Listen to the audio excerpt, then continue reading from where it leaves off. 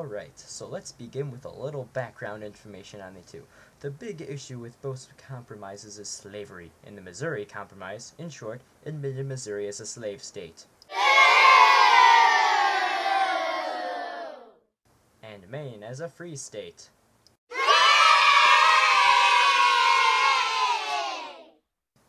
Thus keeping the balance of states. It also prevented slavery.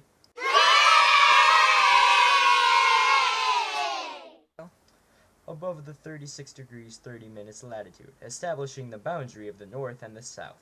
Of course, the area north of this wasn't good slave territory, and Missouri already had a large population of slave owners.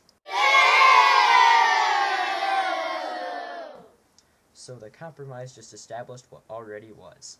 Missouri was such an issue because the South wanted to prevent free blacks from entering Missouri. Henry Clay wrote this compromise, which gave him the nickname the Great Compromiser. The Compromise of 1850, on the other hand, had much more detail and argument. The compromise began when Henry Clay realized the several sectional issues that needed to be solved to maintain the nation as one country. Clay believed that California should become a free state.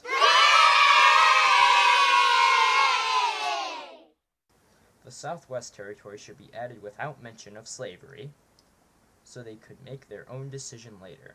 This is called popular sovereignty. Since the war with Mexico had just concluded, the compromise also stated that the United States would pay for Texas's pre-annexation war debts. A positive addition to the compromise was that slave trade would be abolished in D.C.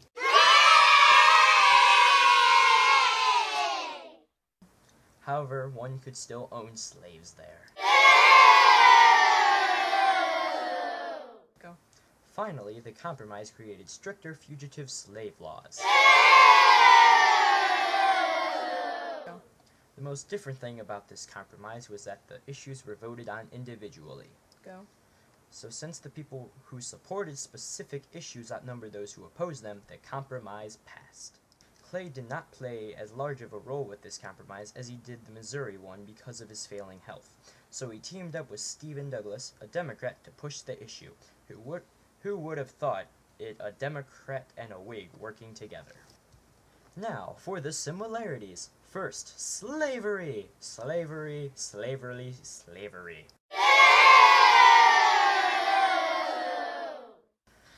Both issues dealt heavily with slavery, which had become a sectional issue. It was all about appeasing the sections and preventing the Union from coming apart, although the Civil War kinda ruined that.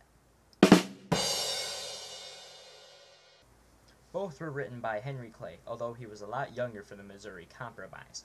Both had a piece of legislation that tried to prevent slavery in the area.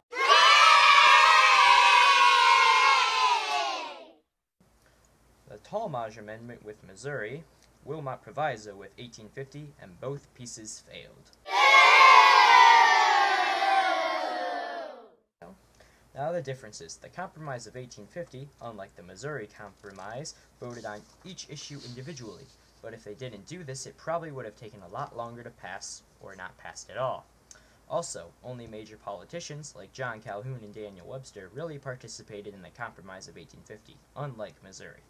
The Missouri Compromise had the North holding control of the House, and the South held control of the Senate, but it was much more even with the Compromise of 1850. Now, try to keep these two compromises straight, otherwise the AP test will be a real bear in the month of May.